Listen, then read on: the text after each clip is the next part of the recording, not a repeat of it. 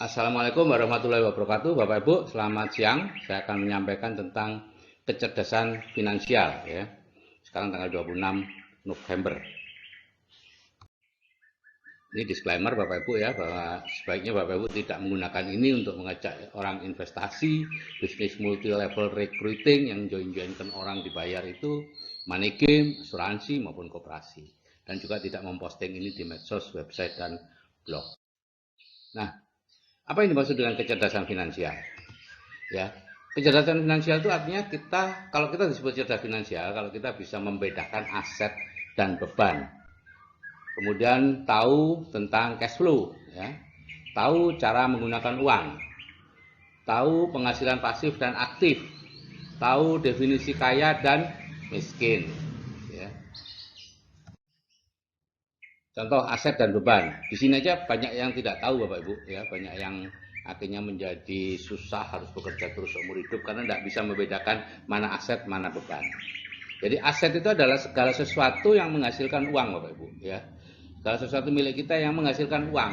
Menghasilkan uangnya sekarang, bukan kok berarti itu dijual kemudian menghasilkan uang. Misalnya punya tanah, dijual baru menghasilkan uang, atau punya rumah, dijual menghasilkan uang. Itu bukan aset Bapak Ibu.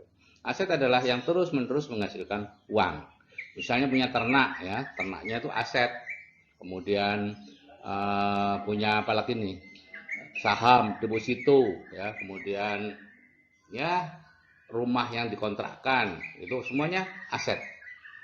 Nah, kalau beban adalah segala sesuatu milik kita yang menyebabkan kita mengeluarkan uang. Rumah yang kita tinggali sendiri, mobil yang kita pakai sendiri, itu semuanya adalah beban. Jadi intinya aset itu seharusnya dinaikkan setinggi mungkin, beban diturunkan serendah mungkin. Tapi yang terjadi adalah terbalik, karena kita tidak mengerti. Ya, kita kadang-kadang mendapatkan dari bank, ya, bahwa rumah Bapak itu aset. Ya, betul, aset. Cuman yang dijadikan masalah adalah itu asetnya siapa, gitu ya. Bukan asetnya Bapak, itu asetnya bank, gitu ya. Mobil yang Bapak miliki itu juga bukan aset, itu asetnya bank. Padahal kalau Bapak nyicil itu jelas itu asetnya bank. Nah, yang kedua adalah tentang cash flow, ya, cash flow atau aliran uang, ya. Yang penting bukan jumlahnya Bapak Ibu, yang penting adalah dari mana dapatnya dan kemana larinya. Ada 3 macam cash flow. Yang pertama adalah cash flow-nya orang miskin, kedua cash flow-nya kelas menengah, dan ketiga cash flow-nya orang kaya. Nah, bedanya cuma dari mana asal uang, kemana perginya, dan setiap bulan habis apa enggak. Cash flow orang miskin misalnya, ini penghasilannya dari pekerjaan atau dari pelaku bisnis yang dia lakukan sendiri, ya. Kemudian uangnya habis setiap bulan untuk makan, minum, sewa rumah dan pakaian, ya. Jadi sepanjang uangnya habis, Anda termasuk cash flow-nya orang miskin. Tidak peduli penghasilan Anda itu 1 juta, 10 juta, 100 juta, sepanjang itu habis setiap bulan, cash flow-nya cash flow orang miskin.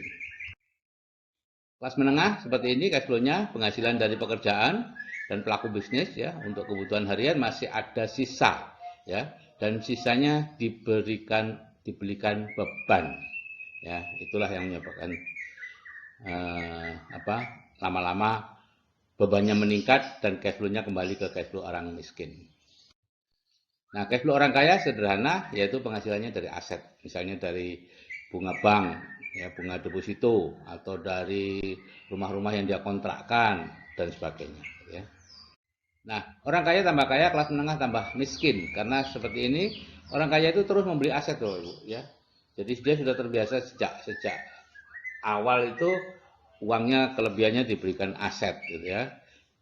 Baru setelah asetnya besar menghasilkan baru dibelikan beban.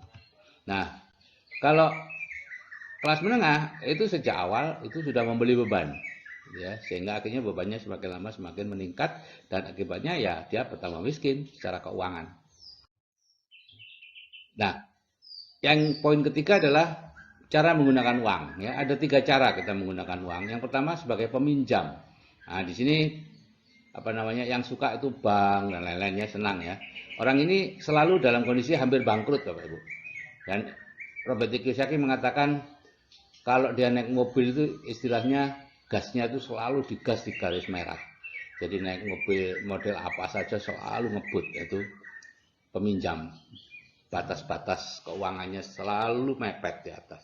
Berapapun penghasilannya, akan pengeluarannya ikut terus dengan penghasilan. Yang kedua, penabung. Penabung ini dia nabung untuk dibelikan produk, dibelikan barang, ya. Sehingga ya kalau suatu saat penghasilannya berhenti, ya dia akan jual barang dan itu artinya bangkrut. Dan yang ketiga adalah investor. Ini orang yang menginvestasikan sedikit demi sedikit, diinvestasikan lama-lama menjadi bukit. Dan orang inilah yang nanti calon orang kaya. Poin yang keempat adalah penghasilan aktif dan pasif, ya. Orang yang cerdas finansial bisa membedakan mana penghasilan aktif dan mana penghasilan pasif. Penghasilan aktif adalah penghasilan dari pekerjaan, Bapak Ibu, earn income, ya, atau dari bisnis yang dia lakukan sendiri, ya. Uang yang salah ini, ya, menurut Robert T. Kiyosaki, ya, dan saya dulu tersinggung, Bapak Ibu, karena selama puluhan tahun saya bekerja merasa mendapatkan uang yang benar, ternyata dari Robert T. Kiyosaki ini uang yang salah. Dan benar, karena memang semakin besar penghasilannya, hutangnya akan semakin tinggi pula. Itu dari penghasilan aktif seperti itu umumnya. Yang kedua adalah penghasilan pasif, yaitu penghasilan yang berasal dari aset.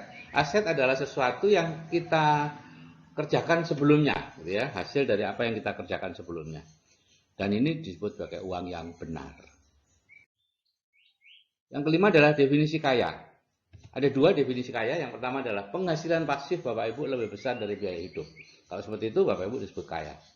Di sini tidak ada masalah jumlah Bapak Ibu, ya. Di sini tidak ada masalah jumlah. Penghasilannya berapa, nggak ada.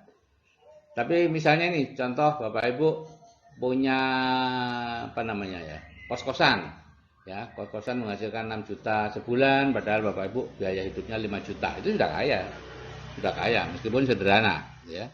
Nah, yang kedua adalah jumlah hari tanpa bekerja secara fisik dan tetap bisa mempertahankan tingkat kehidupan Anda, gitu ya. Itu artinya.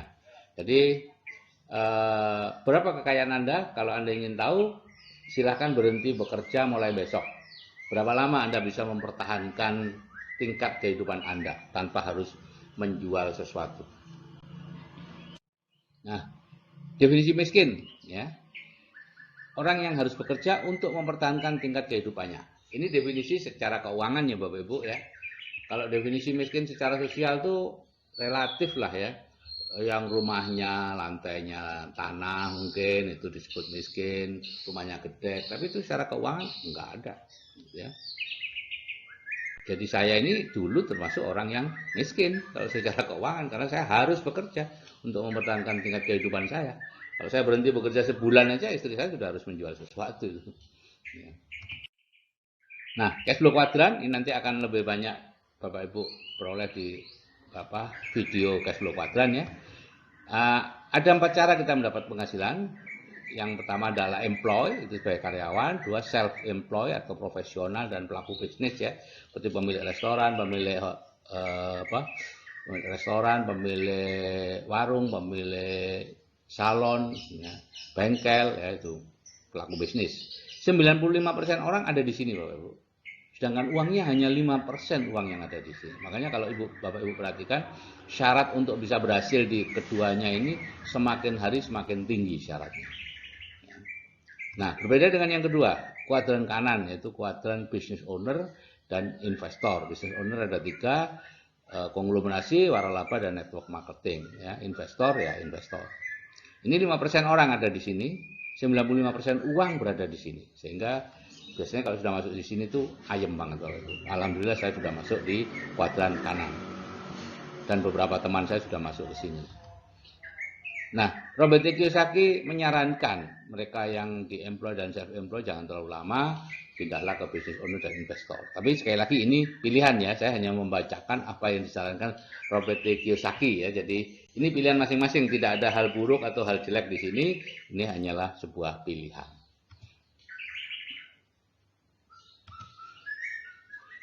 Cuman pindahnya harus punya mentor Bapak Ibu. Anda tidak bisa pindah sendiri, harus ada mentornya. Nah, untuk video yang ketiga nanti kita akan fokus pada membahas cash flow kuadran, ya. Di sana kita akan mengupas mengapa sih Anda yang pegawai atau profesional seperti saya dulu kalau mencoba berbisnis yang mengandalkan kerjasama, kebanyakan merasa tertipu. Kita merasa tertipu, rekan kita juga merasa tertipu gitu ya. Jadi tidak ada yang tipu menipu sebetulnya. Ini hanya kesalahan kita dalam membangun bisnis, membina hubungan dan lain-lain. Kenapa itu akan dikupas nanti di video cash flow kuadran. Oke Bapak Ibu, selamat menerapkan kecerdasan finansial dalam kehidupan Anda. Ya. Dan sekali lagi ini disclaimer, silakan dibaca sendiri dan saya akhiri. Wassalamualaikum warahmatullahi wabarakatuh.